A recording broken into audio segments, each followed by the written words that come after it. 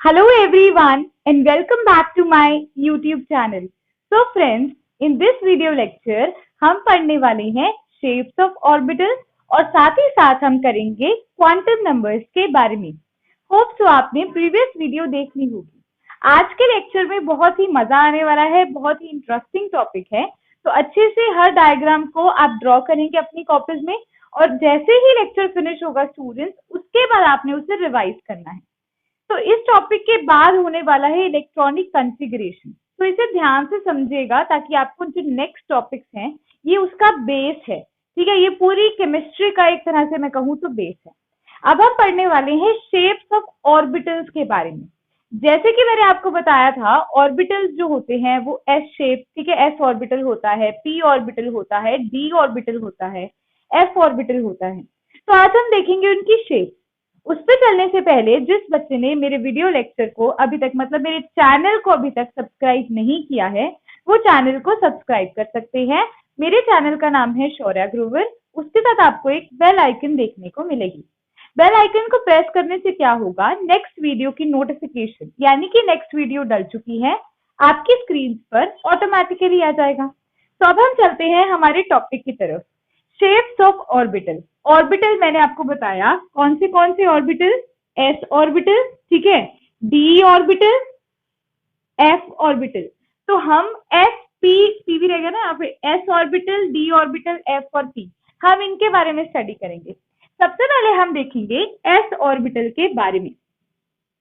Students, S orbital जो है ये होता है स्फेरिकल इन शेप। अब मैंने वर्ड यूज किया स्फेरिकल, यानी कि कुछ स्फीयर की तरह, मतलब कुछ ऐसा सा आपको देखने को मिलेगा। ये है एस ऑर्बिटल। अब ये शेप हमें मिली कहाँ से? हमने आपको प्रीवियस लेक्चर के अंदर श्रोडिंगर वेव इक्वेशन के बारे में बताया था।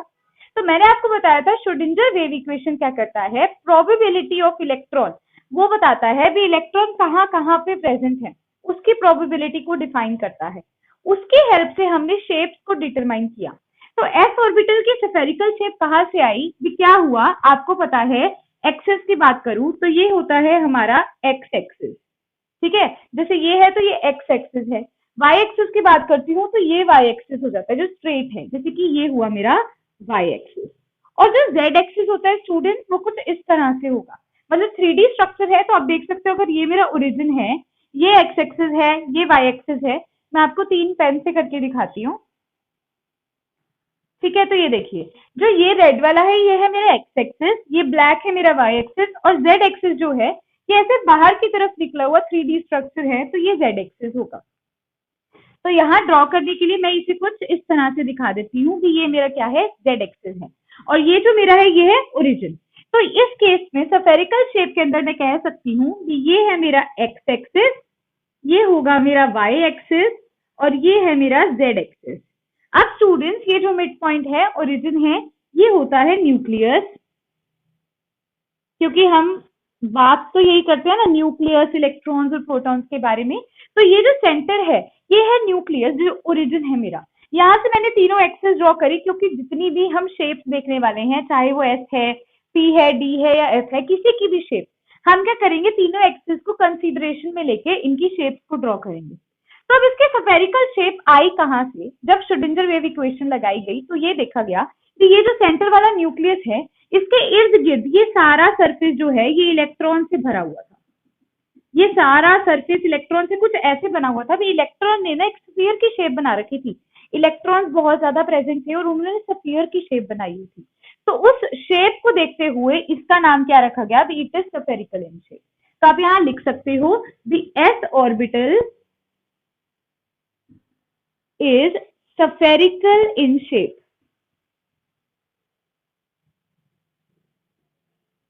It is spherical in shape.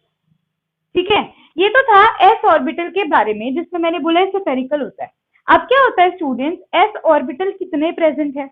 आपको छोटी सी चीज बताती हूँ, आप यहाँ पे इस चीज को नोट कर लीजिए। मैं इसे रेज कर रही हूँ एक बारी, ठीक है, एक्सेस को भी रेज कर रही हूँ, तो वीडियो को पॉज करके इसे नोट कर लो। अब अगर मैं आपसे स्टूडेंट्स बात करती हूँ भी, हम जैसे क्वांटम नंबर्स को स्टडी करेंगे, यानी कि इलेक्ट्रॉन्स की फिलिंग के बारे में देखेंगे भी, एक एटम के अंदर कितने इलेक्ट्रॉन्स प्रेजेंट है, कैसे प्रेजेंट है। तो उस केस में क्या होता है, जैसे आपको पता है, एक मतलब हम लाइव डेली लाइफ का एग्जांपल लें तो मैं कह सकती हूँ कि मैं किसी शहर में रह रही हूँ, ठीक है। फॉर एग्जाम्पल मैं एक्स शहर में रह रही हूँ। अब उस एक्स शहर के अंदर मेरी कोई ना कोई लोकेलिटी है, ठीक है। मतलब भी हाँ, मैं इस ब्लॉक में रह रही हूँ। अब उस लोकेलिटी के अंदर मेरा घर है, ठीक है, यानी कि कोई गली नंबर है, गली के बाद मेरा घर आएगा ना, हाउस नंबर आएगा। तो मैं आपको क्या बोलती हूँ, दी सबसे पहला चीज जो है मेरा शहर है। मैं हिंदी में, आप वैसे आप लिख सकते हो, हिंदी छोड़िए मैं ऐसे लिख देती हूँ। शहर है तो मैं सिंपल बोल सकती हूँ, कोई ना कोई सिटी है। सिटी के अंदर मैं कह सकती हूँ कोई ना कोई लोकेलिटी है जहां पर आपका घर होगा। और लोकेलिटी में कोई ना कोई गली है, यानी कि कोई ना कोई ऐसा कोई मार्क होगा भी, हाँ जी आपका घर इस गली के पास है, गली नंबर 2, गली नंबर 3, ऐसे, ठीक है। तो उस हिसाब से मैं कह रही हूँ। फॉर एग्जाम्पल मैं इसमें लिख रही हूँ गली नंबर कुछ भी हो सकता है और उसके अंदर आपका हाउस नंबर है, राइट, भी आप इस हाउस में रहते हो। तो अब यहाँ पर इसके अगर डिटर्मिनेशन में इलेक्ट्रॉन्स के कंपैरेटिवली करूँ कि इलेक्ट्रॉन्स कैसे अरेंज है, यानी कि एक एड्रेस पूछूं मैं, किसी इलेक्ट्रॉन का एड्रेस अगर मैं बोलना चाहूँ तो क्या होगा। सिटी को मैं कह सकती हूँ शेल, सिटी होगा शेल, यानी कि शेल के अंदर क्या होगा स्टूडेंट, सब शेल। मतलब इलेक्ट्रॉन की अगर हमें डिटर्मिनेशन करनी है, अब इलेक्ट्रॉन का एड्रेस क्या है, इलेक्ट्रॉन कहाँ पर मिलता है, तो मैं कह सकती हूँ कि वो शेल। शेल क्या है, मेरा शहर का काम कर रहा है। मान लो मेरा एड्रेस आप मुझसे पूछते हो, मैं सबसे पहले अपना शहर बताऊंगी भी मैं यहाँ पर रहती हूँ, ये सिटी है मेरी। सिमिलरली इलेक्ट्रॉन कहाँ पे, इलेक्ट्रॉन सबसे पहले अपना शेल बताएगा। शेल हम डिस्कस कर चुके हैं स्टूडेंट, शेल क्या होते हैं, ऑर्बिट्स होते हैं ना, n is equals to 1, n is equals to 2, n is equals to 3, तो वो होता है हमारा शेल, ठीक है। अब मैंने यहाँ पे बोला है सब शेल। सबशेल क्या होता है, जो शेल के अंडर वाला रीजन होता है। और सबशेल के बाद होता है स्टूडेंट ऑर्बिटल। आपको अभी प्रीवियस वीडियो में ऑर्बिट और ऑर्बिटल का डिफरेंस बताया था। ऑर्बिटल, ये शेल को हम ऑर्बिट भी बोलते हैं, कंफ्यूज नहीं होना। ऑर्बिट और ऑर्बिटल दो डिफरेंट वर्ड्स हैं। जिन्होंने नहीं देखा प्रीवियस वीडियो वो जाके देख सकते हैं, समझ आ जाएगा उन्हें। तो ऑर्बिटल क्या है, सबशेल के अंदर आता है, यानी कि मेरी वो गली होगी जहां पर मैं रहती हूँ, उस गली में मेरा कौन सा घर है, तो वो है मेरा इलेक्ट्रॉन। यानी कि अगर मैं इलेक्ट्रॉन की पोजीशन डिटरमाइन करना चाहती हूँ, इलेक्ट्रॉन यहाँ पे आप स्पिन भी लिख सकते हो, ठीक है, स्पिन ऑफ इलेक्ट्रॉन होता है। तो मैं आपको एक बेसिक सी चीज पूछ रही हूँ भी, आपको ये पता चल रहा है, मैं यहाँ पर कह रही हूँ कि कितने ऑर्बिटल प्रेजेंट है। अब एस ऑर्बिटल कितने हैं, तो जो एस सबशेल होता है, जो एस सबशेल होता है उसमें एस का सिर्फ एक ही ऑर्बिटल होता है, ठीक है। उसमें क्या होता है, एस सबशेल के अंदर एस का सिर्फ एक ही ऑर्बिटल होता है, उसको हम ऐसे डब्बा सा बनाते हैं और इसे डिनोट करते हैं। और एक ऑर्बिटल के अंदर कितने मैक्सिमम नंबर ऑफ इलेक्ट्रॉन्स हम फिल कर सकते हैं, वो है सिर्फ 2। एक ऑर्बिटल के अंदर सिर्फ 2 इलेक्ट्रॉन्स की फिलिंग होती है। और इन इलेक्ट्रॉन्स को कैसे फिल करते हैं, ऑर्बिटल के अंदर स्पिन होगा इलेक्ट्रॉन का, या मैं कह सकती हूँ इलेक्ट्रॉन होंगे। तो ये ऑर्बिटल है, इस ऑर्बिटल के अंदर कितने इलेक्ट्रॉन्स फिल हो सकते हैं, मैक्सिमम 2। सो स्टूडेंट्स, इस केस में मैं आपको एक बार फिर से क्विक रिवीजन देती हूँ। शेल है, शेल हो सकता है n इज इक्वल्स टू 1, 2, 3, 4 या KLMN में कहती थी ना भी, अगर ऑर्बिट है तो मैं कहूंगी 1, 2, 3, 4। अगर शेल है तो मैं वर्ड यूज करूंगी K shell, L shell, M shell और N शेल, कुछ इस तरह से। तो वो होता है शेल। शेल के अंदर आता है सबशेल। सबशेल जैसे कि S सबशेल है, P सबशेल है। तो S सबशेल के अंदर कितने S के ऑर्बिटल्स होंगे, ऑर्बिटल्स होते हैं ये जिसकी मैं भी बात कर रही हूँ, जो स्फेरिकल शेप में, ये है ऑर्बिटल मेरा। एस का ऑर्बिटल ये है, एस सबशेल के अंदर ऑर्बिटल्स होते हैं। ऑर्बिटल मैंने एस की बात की जो स्फेरिकल है। अब ऑर्बिटल के अंदर होते हैं इलेक्ट्रॉन्स, इलेक्ट्रॉन्स की फिलिंग होती है। तो इलेक्ट्रॉन्स एक, मतलब एक आप कहोगे, मैं कहूंगी सबशेल के अंदर, एस सबशेल के अंदर एस के कितने ऑर्बिटल्स है, तो एक ही मिलता है। सिमिलरली मैं जैसे आपको पी का बताऊंगी तो उसमें 3 होते हैं, डी में 5 होते हैं, एफ में 7 होते हैं। तो वो आपको मैं नेक्स्ट पी डी एफ उस हिसाब से बताऊंगी। तो एस के अंदर कितने ऑर्बिटल्स होते हैं, सिर्फ एक ही ऑर्बिटल होता है। अगर एक ऑर्बिटल है यानी कि एक ही बॉक्स बनेगा कुछ ऐसा सा, और एक के अंदर हमेशा 2 इलेक्ट्रॉन्स ही पाए जाते हैं। मैक्सिमम इलेक्ट्रॉन सिर्फ 2 ही पाए जाते हैं। सबसे पहले आपने नोट करना है, ये चीज मैं आपको आगे जाके क्वांटम नंबर की जब डेफिनेशन बताऊंगी तब जरूर बताऊंगी, लेकिन फिलहाल के लिए आपको ये पता होना चाहिए कि शेल क्या है, सबशेल क्या है, ऑर्बिटल क्या है और इलेक्ट्रॉन क्या है। यानी कि अगर इलेक्ट्रॉन की फिलिंग करनी है तो आपको पता होना चाहिए भी शेल के अंदर है सबशेल, सबशेल के अंदर है ऑर्बिटल, और इलेक्ट्रॉन्स ऑर्बिटल में फिल्ड होते हैं। ठीक है बच्चों, सो आप इसे नोट कर लीजिए। ये तो था एस ऑर्बिटल के बारे में। अब हम स्टडी करने वाले हैं पी ऑर्बिटल के बारे में। So what is P orbital, जैसे कि एस की जो शेप होती है वो स्फेरिकल होती है, उसी प्रकार से पी ऑर्बिटल्स की क्या शेप होती है। सो इसे रेज कर रही हूँ स्टूडेंट्स में। बहुत ही इंटरेस्टिंग टॉपिक है, बहुत ही मजेदार टॉपिक है ये, क्योंकि इसके बाद वाला जो टॉपिक है ना फिलिंग ऑफ इलेक्ट्रॉन्स, उसमें तो ऐसे होता है एटॉमिक नंबर डालो और इलेक्ट्रॉन्स की फिलिंग करते रहो, लाइक बहुत ही इंटरेस्टिंग है। तो अब देखो मैंने बोला पी सबशेल, पी ऑर्बिटल की बात कर रही थी। तो जो पी ऑर्बिटल होता है मेरा स्टूडेंट्स, पी ऑर्बिटल जो होता है, पी ऑर्बिटल क्या होता है मेरा, डम्बल शेप होता है। अब डम्बल शेप कौन सी शेप होती है आप सबको पता ही होगा, ठीक है। डम्बल शेप यूजुअली कुछ इस तरह से, ये डम्बल शेप होती है, ठीक है। अगर मैं कहूं ये जो मैंने शेप बनाई है ये लॉन्ग एक्स एक्सिस बनाई है, ये एक्स एक्सिस होता था, ये वाई होता था और जेड ऐसे होता था। तो ये एक्स एक्सिस के ऊपर बनाई है, लॉन्ग द एक्स एक्सिस बनाई है, तो क्या है ये डम्बल शेप है स्टूडेंट्स। और आपको एक चीज बता दूं, जैसे ये मेरा डम्बल मैं बना रही हूँ कुछ ऐसे सा है, इसमें ये जो एक है ऐसा, ये होता है लोब। तो एक डम्बल शेप में कितने लोब्स होते हैं, 2 लोब्स होते हैं, ठीक है। ये होता है लोब और ये 2 है, तो 2 लोब्स होंगे एक डम्बल शेप में।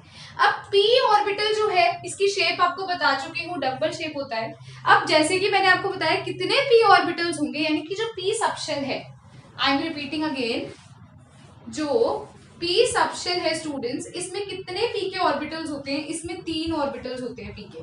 तो उसकी कुछ रिप्रेजेंटेशन भी बच्चों ऐसे होती है, like you have to make 3 डब्बे, आपको 3 डब्बे बनाने, 3 बॉक्सेस बनाने।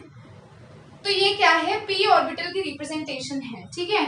अब ये क्या होता है, जैसे 3 बॉक्सेस हैं, तो यानी कि मैंने बोला भी इसके अंदर इसके 3 ऑर्बिटल्स देखने को मिलते हैं। कौन से ऑर्बिटल्स देखने को मिलेंगे, पहला ऑर्बिटल देखने को मिलता है पी एक्स, सेकेंड ऑर्बिटल देखने को मिलता है पी वाई और थर्ड ऑर्बिटल देखने को मिलता है पी जेड।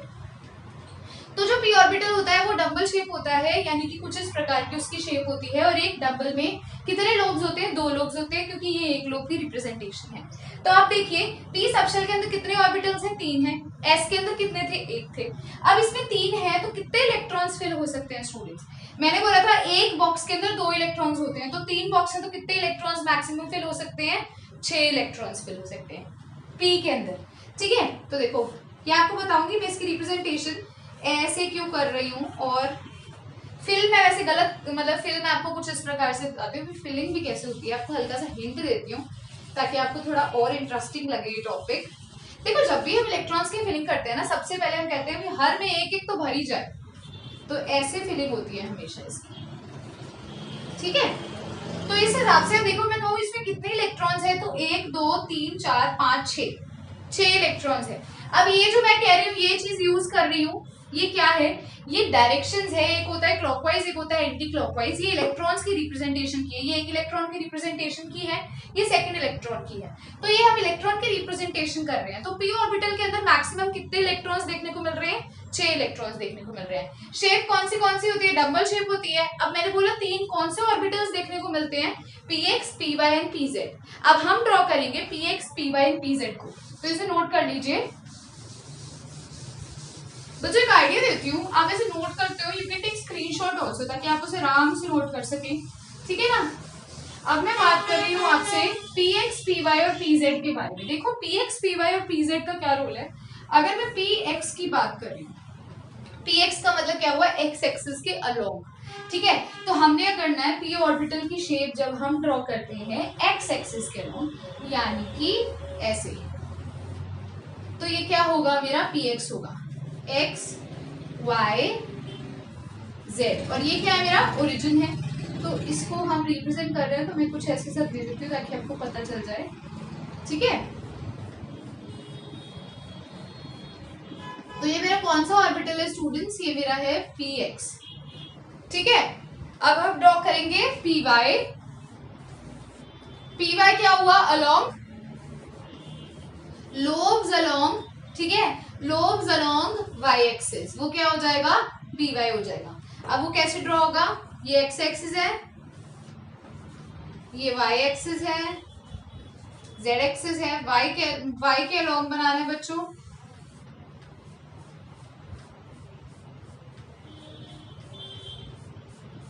तो ये क्या हो जाएगा हमारा पी वाई हो जाएगा।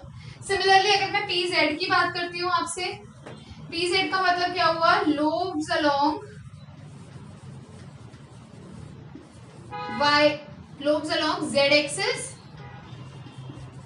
अब इसको कैसे ड्रॉ करेंगे, देखो जैसे ये हो गया एक्स, ये हो गया वाई, ये ऐसे से जेड होता है। एक तो इसको आप ऐसे ड्रॉ कर सकते हो,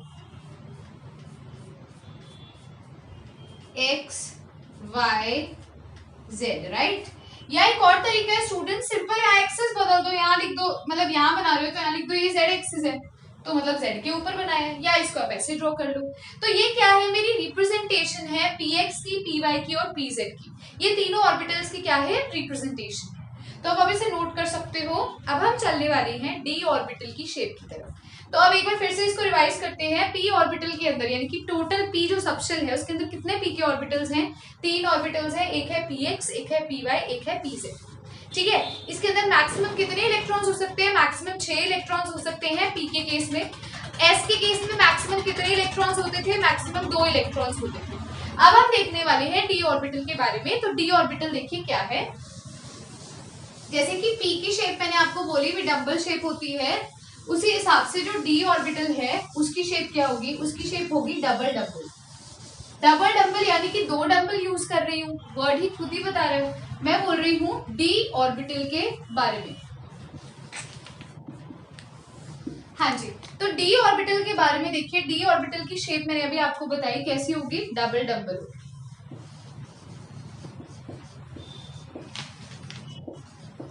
मतलब 2 डंबल्स हैं। अब इसकी रिप्रेजेंटेशन देखिए बच्चों कैसी होगी, जैसे मान लीजिए ये है एक्स एक्सिस, ये है वाई एक्सिस। सिंपल एक्सिस नहीं, आपको सिंपल बताती हूँ इसकी कैसी शेप होती है। पहले डबल डंबल का मतलब क्या हुआ, फिर 2 डंबल का प्रेजेंट। एक डंबल को हम ऐसे बनाते हैं, 2 डंबल बनाएंगे तो वो कैसी हो जाएगी, वो ऐसी हो जाएगी। अब इसको एक्सिस पे बनाना है, यानी कि इसके कितने ऑर्बिटल्स हैं। पहली बात तो डी सबशेल के अंदर डी के कितने ऑर्बिटल्स हैं, तो टोटल 5d मतलब 5 ऑर्बिटल्स आपको देखने को मिलेंगे। अब वो 5 ऑर्बिटल्स कौन से होते हैं, ठीक है, 5 ऑर्बिटल्स हैं तो उसकी रिप्रेजेंटेशन भी कुछ इस तरह से होगी, 1 2 3 4 और 5, ठीक है, यानी कि 5। तो यहाँ पर मैक्सिमम कितने इलेक्ट्रॉन्स हमें देखने को मिल सकते हैं डी ऑर्बिटल के अंदर, जब एक के अंदर हमें पता है 2 मैक्सिमम होते हैं, तो 5 के अंदर कितने होंगे, 10, यानी कि मैक्सिमम 10 इलेक्ट्रॉन्स हम देख सकते हैं डी ऑर्बिटल के केस में। मतलब इलेक्ट्रॉन्स की मैक्सिमम फिलिंग 10 ही हो सकती है, उसके बाद नेक्स्ट वो ऑर्बिटल सबशेल में चला जाएगा। ठीक है, तो यहाँ 5 ऑर्बिटल्स होते हैं, वो 5 कौन से हो सकते हैं, एक होता है डी एक्स वाई, एक होता है डी वाई जेड, एक होता है डी एक्स जेड, एक होता है D X square Y square, और एक होता है डी जेड स्क्वायर। तो 5 कौन से हैं, रिपीट करोगे मेरे पीछे पीछे, D X Y, D Y Z, D X Z, D X square Y square और डी जेड स्क्वायर। अब हम क्या करेंगे, इनको ड्रॉ करके देखेंगे, यानी कि ये जो 2 डंबल हैं हम इन्हें ड्रॉ करके देखेंगे डी ऑर्बिटल्स के केस में। सबसे पहले हम देखते हैं डी एक्स वाई। अब एक और चीज आपको बताती हूँ, ये जो 5 है ना बच्चों, इसको हम 2 पार्ट्स में डिवाइड कर सकते हैं। एक होते हैं नॉन एक्सियल ऑर्बिटल, एक होते हैं एक्सियल ऑर्बिटल। ठीक है, एक होते हैं नॉन एक्सियल ऑर्बिटल और एक होते हैं एक्सियल ऑर्बिटल।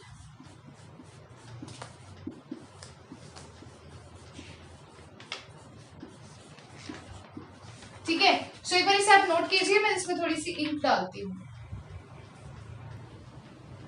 सो ये स्टूडेंट्स, मैंने कहा डी ऑर्बिटल्स को हम 2 पार्ट्स में क्लासिफाई करते हैं, एक होते हैं नॉन एक्सियल ऑर्बिटल, एक होते हैं एक्सियल ऑर्बिटल। अब नॉन एक्सियल, जैसे कि उसका नाम ही रिप्रेजेंट कर रहा है आपको, नॉन एक्सियल। नॉन एक्सियल का मतलब क्या हुआ, जो एक्सिस पे नहीं है, नॉन का मतलब नहीं, जो एक्सिस पे नहीं है। अब आपको पता है ये एक्सिस होती है, एक्स एक्सिस है, ये वाई एक्सिस है ऑब्वियसली। ठीक है, तो जो एक्सिस पे नहीं है स्टूडेंट्स, अब आप में से कई बच्चे जब मैं ड्रॉ करूंगी ना, मुझे कहेंगे भी मैम वो तो जेड एक्सिस पे नहीं है। याद रखना, जेड एक्सिस मतलब कुछ उस तरह से, वो 3D स्ट्रक्चर है तो वो हवा में होगा, तो जब मैं ड्रॉ करूंगी तो ध्यान से देखना, ये एक्स है, वाई और जेड कुछ ऐसे पॉइंट से ऐसे बना के दिखा रही हूँ। अब अगर वो नॉन एक्सियल है यानी कि एक्सिस पे नहीं है तो वो कुछ इस तरह से बनेगा। ये बना मेरे 2 लोब्स, ये बने मेरे नेक्स्ट 2 लोब्स, यानी कि ये मेरी बनी डबल शेप स्ट्रक्चर। अब ये x और y के बीच में है तो ये कहलाएगी dxy। dxy क्या है? एक नॉन एक्सियल ऑर्बिटल है। dxy क्या है? एक नॉन एक्सियल ऑर्बिटल है। ठीक है, तो dxy का स्ट्रक्चर कुछ इस तरह से है, भी x एक्सिस और y एक्सिस। अब आप ये मत सोचेगा मैम ये तो z एक्सिस होता था। बच्चों मैंने आपको पहले भी बताया z एक 3D स्ट्रक्चर है, तो z कुछ इस तरह से होगा। देखो वो तो नीचे बन गया ना, x और y के बीच में, z तो ऐसे है हवा में है, तो ये जो x और y के बीच में बनेगा ये कहलाएगा dxy ऑर्बिटल। इसको ना आप कुछ ऐसे ड्रॉ कर सकते हो ताकि थोड़ा ये आपका स्ट्रक्चर क्या हो जाए, हाईलाइट हो जाए कुछ इस तरह से। तो ये तो थी पहली टाइप यानी कि dxy, ये किसके अंदर लाई करती है? नॉन एक्सियल में। अब सेकंड देखते हैं। अब यही अगर मैं आपको बोल देती हूं भी ये स्ट्रक्चर में, हाँ एक्सिस बदल देती हूँ, ये मेरा x एक्सिस है, ये मेरा z एक्सिस है, ये मेरा x एक्सिस है, ये मेरा z एक्सिस है, और x और z के बीच में बने हैं ये लोब्स। देखो x और z के बीच में बने, इन एक्सिस के ऊपर नहीं बने। एक्सिस ये थी, मैंने ऐसे बनाया बच्चों, इसके ऊपर बनाती तो, अगर मैं इसके ऊपर बनाती तो ये ऐसे बनते, ठीक है ना। तो ये ऑन एक्सिस नहीं है, it is out of the axis, in between the axis, यानी कि x एक्सिस और y एक्सिस के बीच में है। मैं कह सकती हूँ इन बिटवीन एक्सिस। तो अगर इन बिटवीन एक्सिस है तो वो नॉन एक्सियल है, मतलब ऑन द एक्सिस नहीं है। तो ये अब किसके बीच में है? x और z के बीच में है। तो ये कौन सा ऑर्बिटल हुआ बच्चों? ये हुआ dxz। ये कौन सा हुआ? dxz हुआ। तो ये क्या कौन सा आ गया? dxz भी कह सकते हो, dzx भी कह सकते हो, कोई प्रॉब्लम नहीं है उसमें। अब जो थर्ड टाइप आती है नॉन एक्सियल की ही, वो आती है dyz, यानी कि y ऑर्बिटल, y एक्सिस और z एक्सिस के बीच में, ये y एक्सिस और z एक्सिस के बीच में है, ठीक है। तो ये क्या कहलाएगा? dyz कहलाएगा। तो ये भी इसके अंदर आ जाएगा। तो ये तीन जो थे, ये जो अभी आपको स्ट्रक्चर मैंने बताया, इन बिटवीन द एक्सिस जो ऑर्बिटल्स, जो लोब्स लाई करते हैं, उन्हें बोलते हैं नॉन एक्सियल ऑर्बिटल।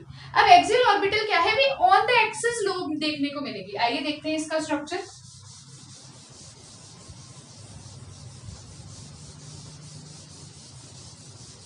ये देखो, यहाँ मैंने बोला dxy, dyz और dxz, ये तीनों क्या कहलाएंगे? Non axial. रह कौन से गए?